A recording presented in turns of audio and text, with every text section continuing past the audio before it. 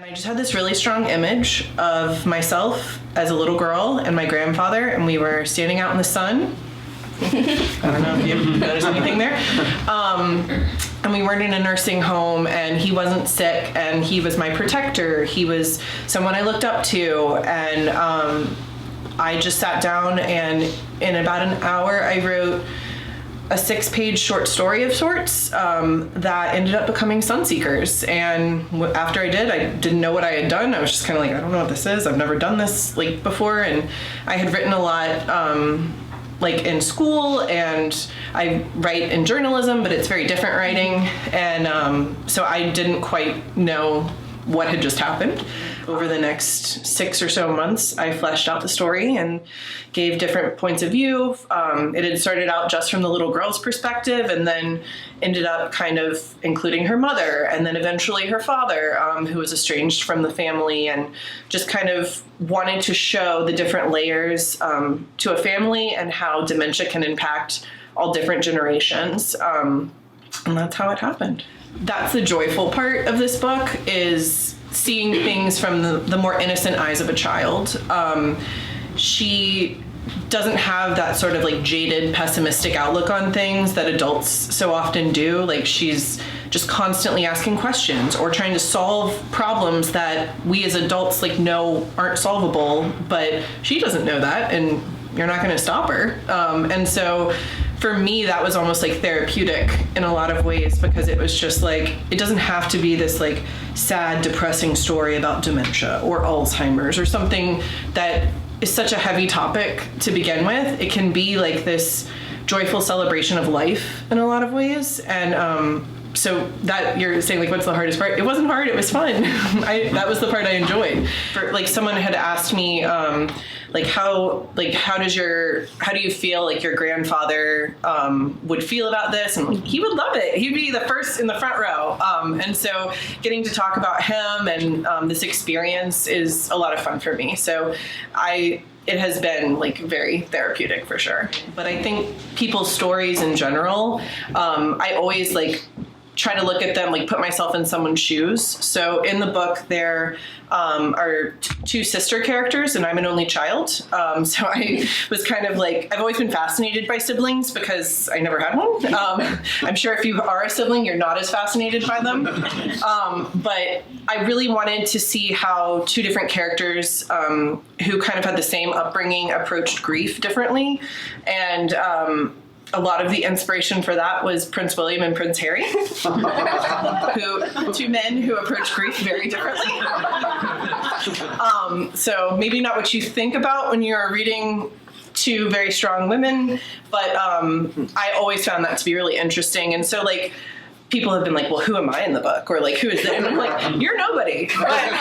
But something you said might have sparked something that then went in there. And if you find yourself in the book, maybe ask yourself why. Like, there's a scene where they go fishing on the river, and they're talking about making every day count and like making each thing count. And so for me, a lot of the time we look back on memories and things that are special to us, but in the moment we're not aware that they're happening. And I really like that scene just because they're taking a moment in this like crazy adventure and crazy day to really appreciate what they have. And so I've always really, I loved writing that scene. I think I wrote it in the original short story because it's just like acknowledging something special is happening right now. And there are other characters like Leanne who may feel like she's at a different place in life, a more depressing place in life. And I like, that's kind of a message that I would want for her to know, like to kind of appreciate what's happening right then. So yeah, I liked that line and that sentiment for sure. Leanne's the mother character. She has depression. So when I say like, I relate the most to her, she's also the one critics have called the most insufferable. So that's been fun.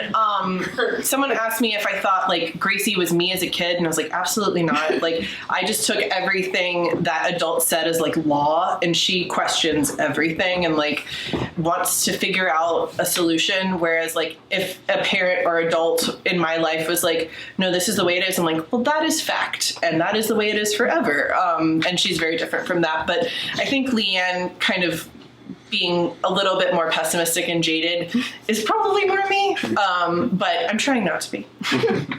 I thought it would feel much worse than it does. I thought that, like, I compared it before it happened. I was like, it's kind of like giving birth, but everyone on Amazon gets to tell you your baby's ugly. But it's not been like that. It's actually been really sweet. I think, like, there have been, like, I'm someone who reads the reviews, so if you write a bad one, I'm reading it. And they tell you not to do that at all, but I have found it to be so rewarding, and I think it's because the people who have positive things to say, it's made such an impact on them, or they've been able to connect with something in the story, and the story's so personal to me that I really feel like I'm connecting with them on a personal level. I know someone said that they had a loved one who had Parkinson's disease, and they've, like, never read something that they, like, emotionally connected with so strongly. And I can read all the negative reviews after that one, doesn't matter. I recently found a book that I wrote at age 7 called Dinosaurs Galore. Look it up, trademark.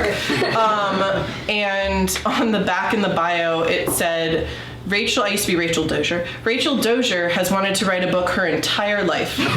So all 7 years. I think it was just something I always really loved doing.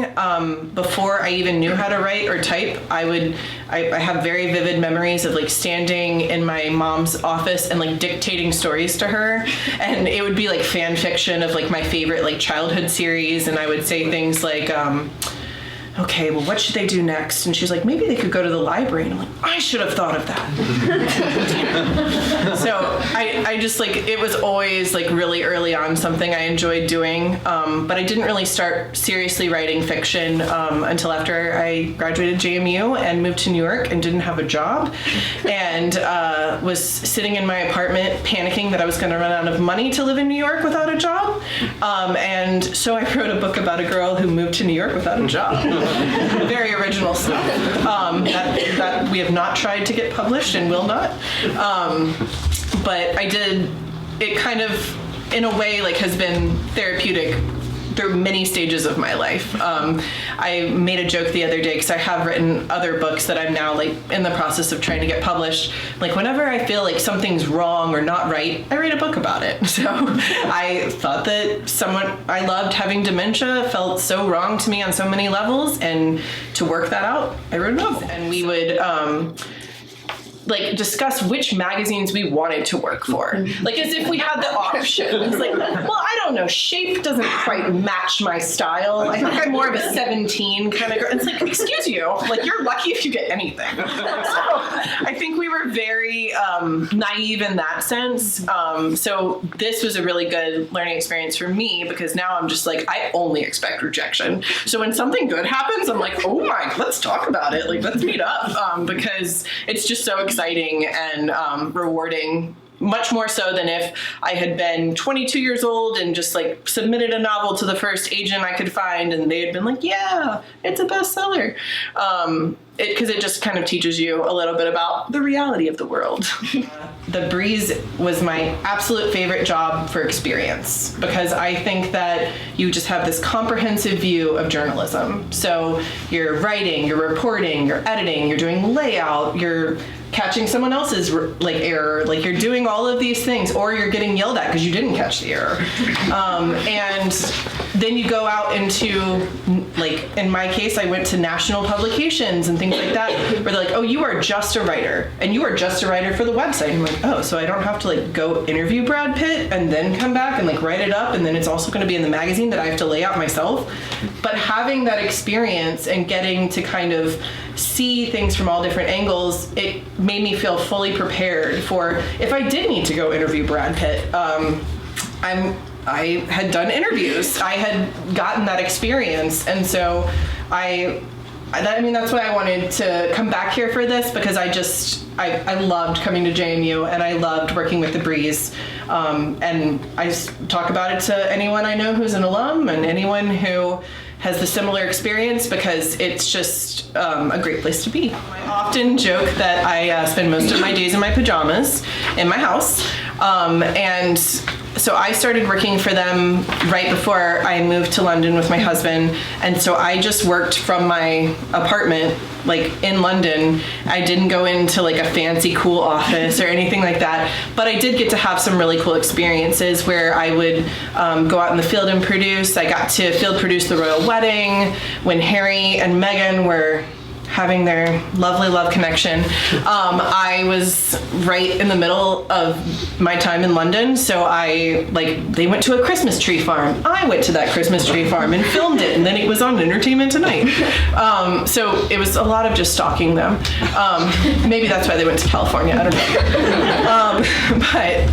Yeah, so I got to have these cool experiences, but also have like the flexibility of, now that I have kids, I get off work at 2:00. And I can spend the afternoon working on writing stuff, and then I can parent my children, which was not the case at other publications that were a lot more demanding. And my time in New York was much more like hustling and out on the street and interviewing all these people. And a celebrity died. Well, you're going to be working until like midnight, and all of that kind of stuff was a lot more the early stages of my career. And now that I'm a housewife with my children, I very much value having that kind of, nope, I'm done at this time. But then we have like glamorous things like winning Emmys and like going to like different events and things like that. So not as much in Virginia where I am now, but it was very cool to kind of get those experiences and have kind of like the yin and yang of like, well, I was just like over here, like drinking a coffee from my mug I drink from every day, and now I'm having champagne over here. Like, it just was kind of cool to have the contrast and be able to do both.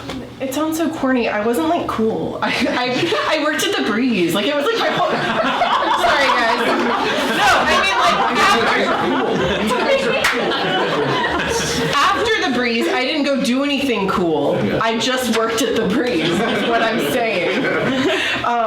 I'm the one that was in the office until midnight making sure the layout was right. So like, if that's one of you, you might end up okay. I don't know. Or you might look at me and be like, oh God. But no, I was actually, when I was deciding on colleges, I was deciding between JMU and NYU, which were very different schools. And I always wanted to live in New York, and I always wanted like the glamorous New York City experience. But I really just fell in love with this school and this community in a way that I didn't fall in love with NYU, if that makes sense. And so I love coming back here. I love visiting. I love bringing my daughters here. They're obsessed with it. And so I think it's just like the community as a whole, and like how people like really, like, there are people I've seen in New York and London, all over the world, and they're like, oh yeah, I'm a JMU grad, and immediately you're bonded. Like, immediately you know what that means, and they know like how special of a place this is. And so for me, like, half of it was just like hanging out with people and eating delicious food and designing magazines and newspapers and meeting the people around campus through doing that work. So I think that so much of it's tied to the Breeze, but those are some of my favorite memories. I'm pretty happy with how everything turned out. So I don't know that I have like a ton of advice, because I feel like if you go back and like try to change stuff, then it wouldn't turn out just great, but I'm having a good time. I don't think another Sunseeker's book. I think this one's kind of fully like wrapped, but I definitely have some other books in the works, and am just kind of not saying anything, but hoping that things are happening.